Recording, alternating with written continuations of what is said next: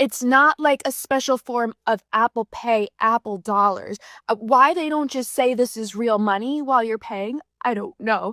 Because I thought that I had accumulated a bunch of Apple dollars to use for Apple Pay by, spending so much time on my phone. I'm swimming in $1 million of debt at 21 years old. Yet I sleep like your mom in 1983, like a baby. Just don't pay your loans back. You don't owe anybody anything anyway. You see, the money that you've taken out as a loan is yours. You created it. Today, we're going to take a look at 20 people who are financially illiterate. Starting with someone who thought Apple Pay wasn't real money. When you use Apple Pay, that's real money. That's true American dollars from your credit card. If you have your credit card connected, that's where the money is being sourced from. It's not like a special form of Apple Pay, Apple dollars. Why they don't just say this is real money while you're paying, I don't know.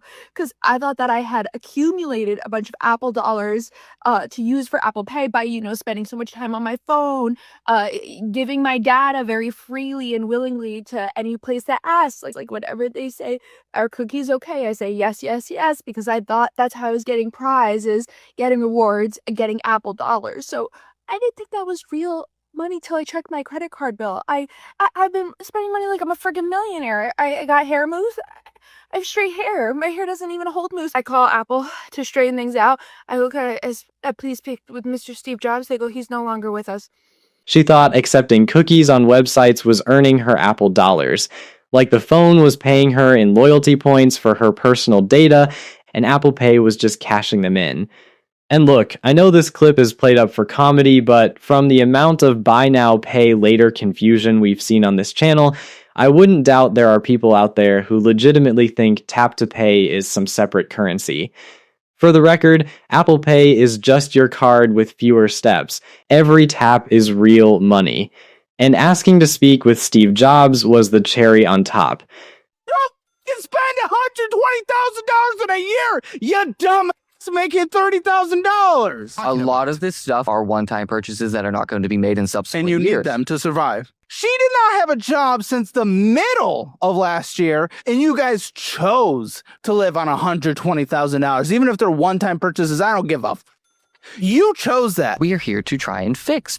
So why the f do you think it is okay to spend $120,000 in a year making 20 to 30? Never said it was okay. Why did we do it? We were fiscally irresponsible. That is not an answer. Why did you choose to do it? I don't necessarily have a great answer for it. I spend money on dumb shit. There we go. That's what I need to work on is my fiscal discipline. $120,000 spent in a year on a $30,000 income.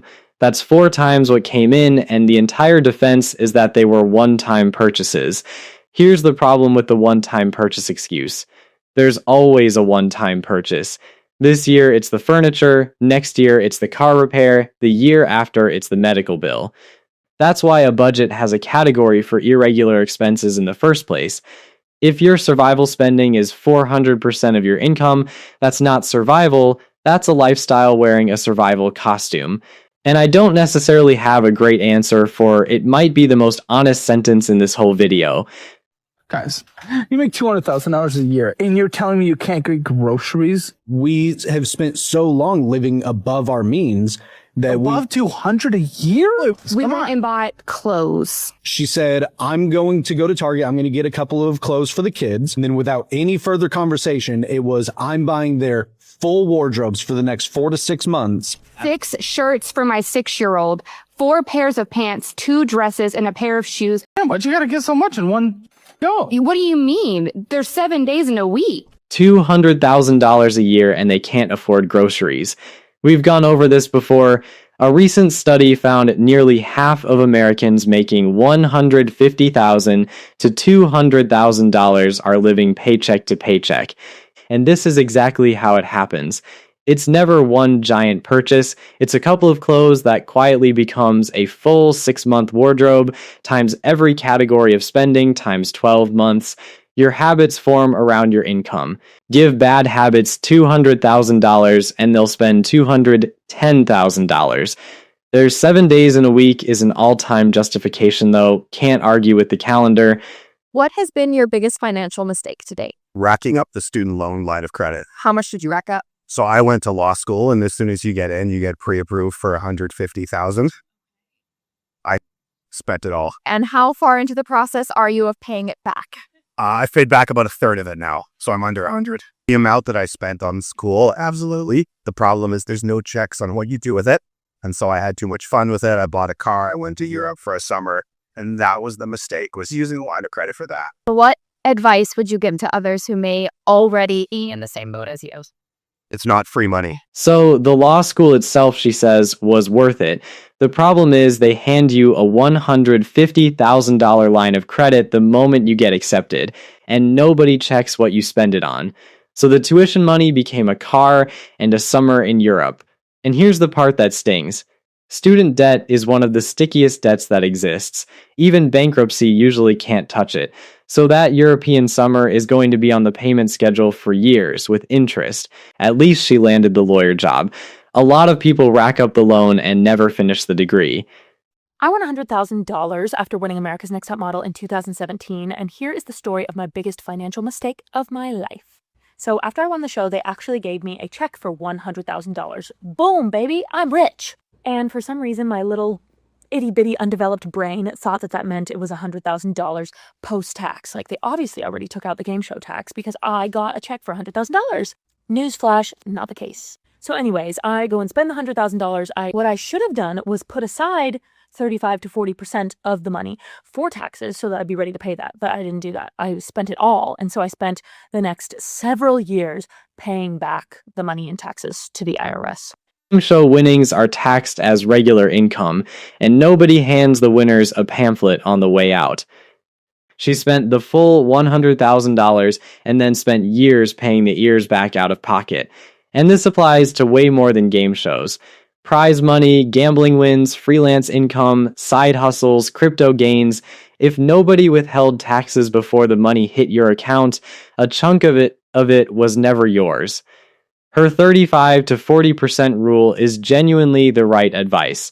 And the free car thing is real too.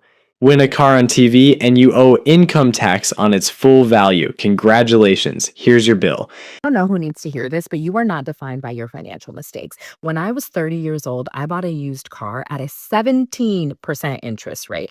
Now, I was at a very different place in my life back then. I needed a car desperately. I had a lot of debt and really bad credit. That car cost about $26,000. I think when everything was said and done, I paid about $40,000 for that car on a 6-year loan. Eventually, I got my financial ish together, and last year I bought a BMW at a 2.99% interest rate, and I put $20,000 down. So I share all of that to say that your financial mistakes that you made early in life when you were just trying to survive do not define you. $40,000 paid for a $26,000 used car.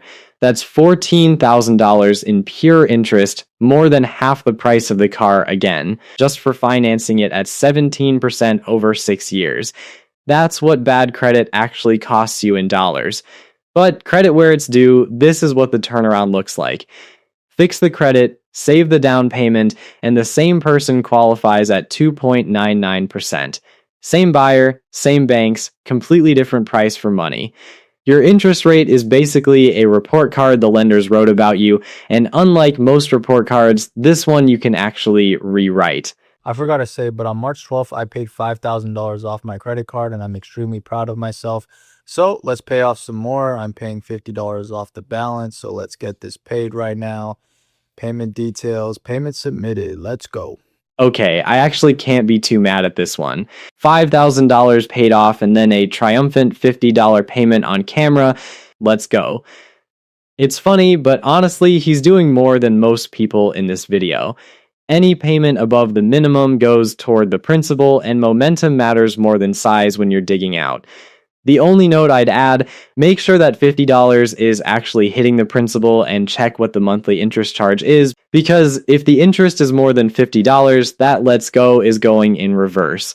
I'm never carrying a credit card balance ever again in my life, because what do you mean I just got charged $143 of interest on my Chase credit card? That's the one I'm targeting right now, trying to pay it off within 3 months. The balance on it was $5,880 after last week's payment. I go in to check the balance today and it is now back up to $6,000. Took me getting into $30,000 of credit card debt to realize that this was definitely not the right move in life. And I feel like as long as there's a lesson learned, it is okay to make mistakes and just do better moving forward. She made a payment and the balance went up anyway. That's the moment credit card interest stops being a number on a statement and becomes real. $143 a month on a $6,000 balance is over $1,700 a year just for the privilege of owing money, and that's at a pretty standard rate these days. This is why the minimum payment trap works. The interest quietly refills what your payment removed. To her credit, she's attacking one card in 3 months, which is exactly the right play. Pick a target, kill it, move to the next.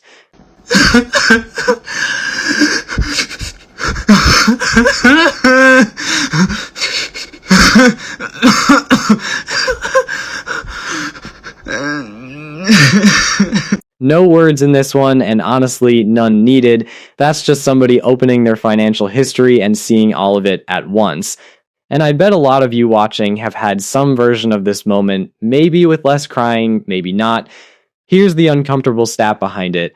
The latest PFIN index found American adults could only answer 47% of basic personal finance questions correctly, the lowest score in the survey's 10-year history, and Gen Z averaged just 38%.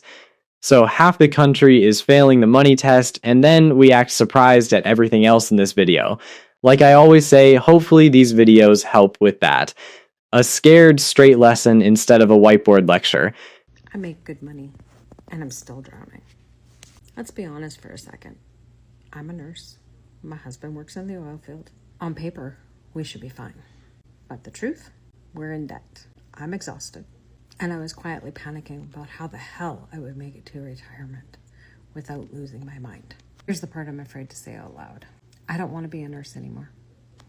Not because I'm lazy, but because this life is costing me my peace and my presence with my girls. Now, I'm not going to dunk on this one, because a nurse and an oil field worker are two people genuinely working hard, and two good incomes with nothing to show for it is one of the most common stories in this comment section. Clearly, with this cost of living climate, a lot of people are legitimately struggling. But I do want to point out the ending. If this hits stay, we're building something different. That's a recruitment funnel. When a video about drowning in debt ends with an invitation to join something, the something usually costs money. Be very careful when your financial low point becomes somebody else's lead generation. So I've been dealing with a gambling addiction for the past 24 years. My question is, have you guys ever worked all week, maybe 2 weeks, worked that full 40 hours a week, 8 hours on that paycheck, Friday rolled around, you went to the casino, maybe by yourself, maybe with a couple homies, and you lost it all. You lost the whole enchilada. You lost your whole damn check. Lost more than the paycheck.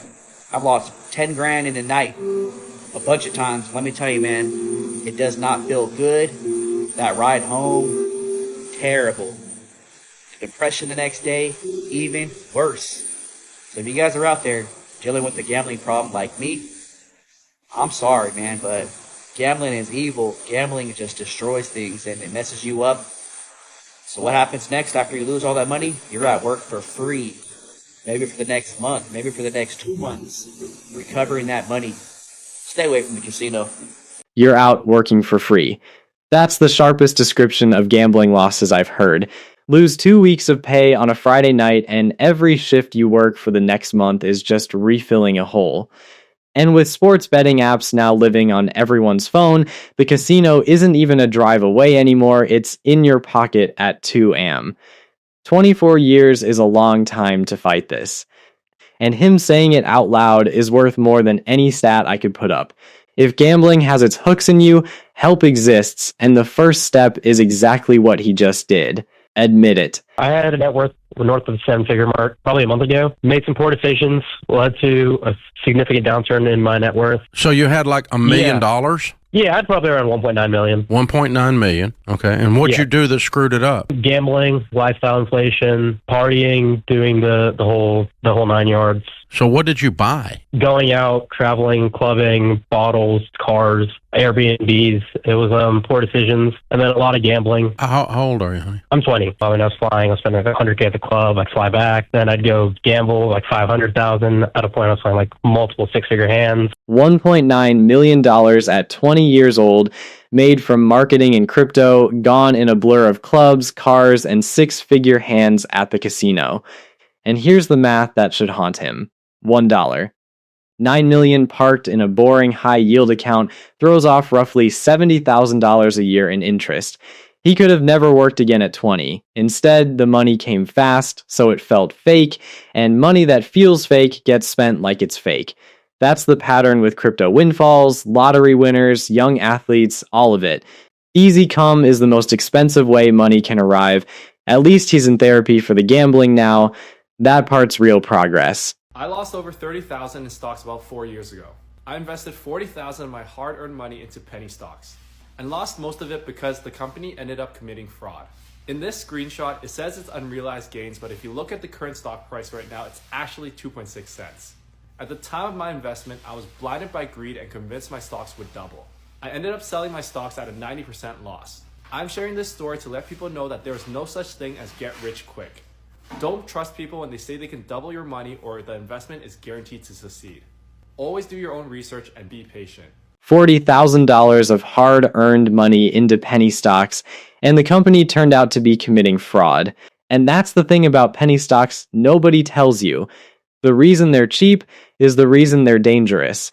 Barely any reporting requirements, barely any liquidity, and they're the favorite playground for pump and dump schemes.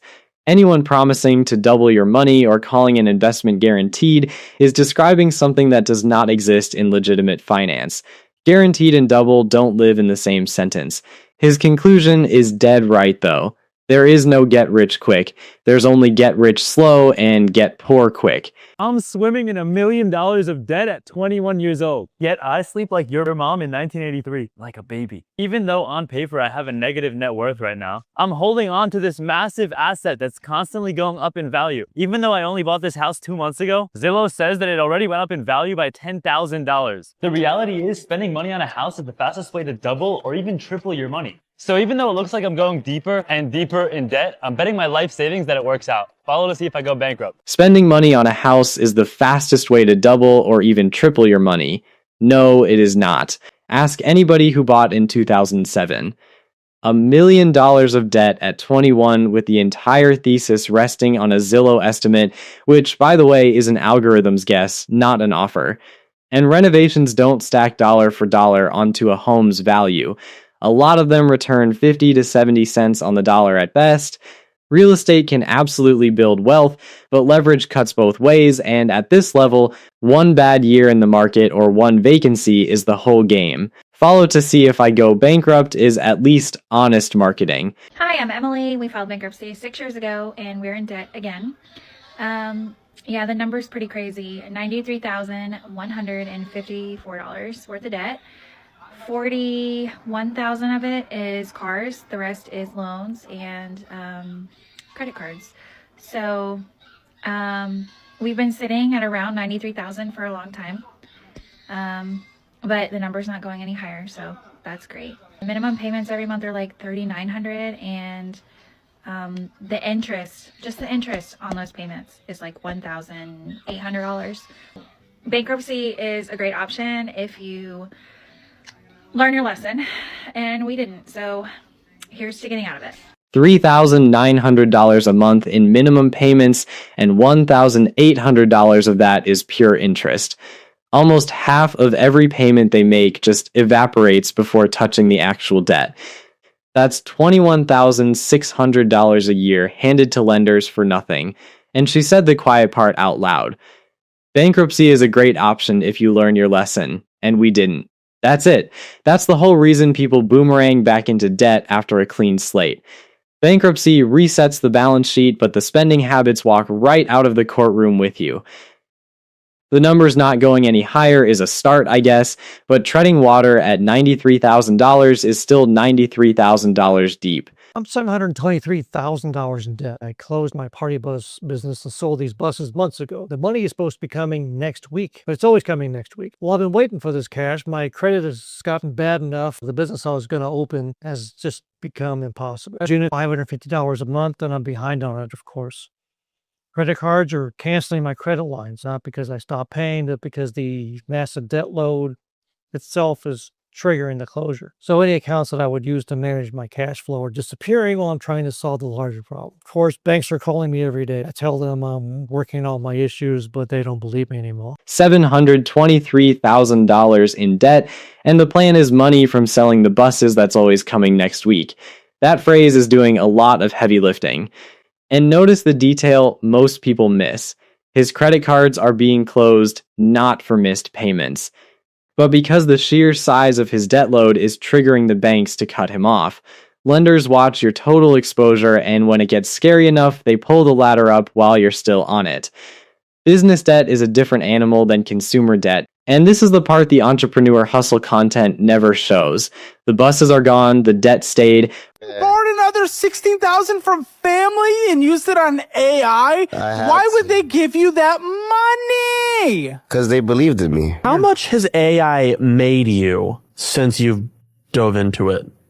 Honestly, it hasn't made me anything, but it's made me more knowledgeable though, you know what I mean? Like, I don't need employees, I could just do it myself. I have a couple iOS apps I'm making. None of these apps are good. The app for people to meet at the gym, I don't think that's a thing. I'll prove it to you. I hope you don't. I hope you go and you make some. I hope that you get a really nice job. Oh, I will. Yeah. I want you to be making so much money, but you are the most delusional person I've ever met. Borrowed $16,000 from family, spent it on AI, and it's made him exactly $0. But he's more knowledgeable now. That's a very expensive YouTube tutorial. And this is the new version of the course seller trap we've covered before. The gurus have moved from dropshipping to crypto to AI, and the pitch is always the same. Borrow money you don't have, buy the dream, the tools will print money. Meanwhile, the family that believed in him is out $16,000, and that's the part that gets me. Losing your own money is a mistake. Losing borrowed family money is a mistake with a seat at every Thanksgiving for the next decade. When I got laid off, I stopped paying my credit card debt. I said, if you want to get your money, sue me. Well, there's a company suing me right now, but they probably bought the debt in batch. And I don't have anything for them to garnish, and I understand that they can lien my house, so I don't want to pay this right now. I don't have time for it. So if all we're going to do is kick the can down a little bit, I would prefer to just do that. And if Sue me, she said, and then they did. Now, to be fair, making a debt collector validate the debt is a real legal right. And debt bought in batches sometimes can't be properly documented, so responding to a summons is always smarter than ignoring it. Her own lawyer told her that. But hear what she's actually choosing. She knows they can put a lien on her house, and the plan is still kick the can. A judgment doesn't expire when the holidays end. It sits there collecting interest, and the moment there's a paycheck to garnish or a house to sell, it's waiting. Cans kicked down the road have a way of rolling back. Don't pay back your credit card. Who cares, man? Who gonna stop you? If the government can be in debt, so can I. So can you. Open up 10 credit cards, 50 credit cards, run them up. Keep it going, No one's gonna stop us. If the government can be in debt, so can I. Okay, so, small difference. The government issues the currency, borrows at the lowest rates on Earth, and has a couple 100 million taxpayers behind it. You have a visa at 25% and a job. Not quite the same balance sheet. And somebody absolutely will stop you. The card issuers will close every account the moment the missed payments start, your credit score falls off a cliff, then come the collectors, the lawsuits, and the garnishments we literally just watched happen in the last clip. Run them up, keep it going, is advice with an expiration date, and the date is printed on your statement. Just don't pay your loans back. You don't owe anybody anything anyway. You see, the money that you've taken out as a loan is yours. You created it. If people understood exactly how money works, you'd understand that you don't owe anybody any money. Like, when you take out a loan from the bank, where does that money come from? You see, we're sold this idea that when you take a loan out from the bank is somehow giving you something that they already own, and therefore you have to give it them back. But the thing is, when you take out a loan, that money didn't exist until you signed that piece of paper and gave the order to the bank to create that money. You created the money. Your signature created the money. You are the backing for the loan. And when you understand that you don't owe the bank anything because it didn't exist until you created it, why do you have to pay it back? And we're ending on the most confidently wrong clip of the entire video. Your signature created the money, therefore you owe nothing. So here's the trick with this one. It starts with a grain of truth. Banks genuinely do create most new money when they issue loans. That's real, boring, textbook economics. But the conclusion is pure sovereign citizen fan fiction. How the money came into existence has nothing to do with the contract you signed to repay it. Courts have laughed this argument out of the room for decades. Nothing's going to happen, he says. Something happens every single time. Defaults, collections, judgments, and a credit file that follows you for 7 years. The bank read the contract, he didn't. And that's all that I got for you guys today. Let me know what you guys think in the comments below. YouTube thinks you'll like this video popping up on screen right now, but hopefully you guys enjoyed this video. If you did, please leave a like, and I'll talk to you guys.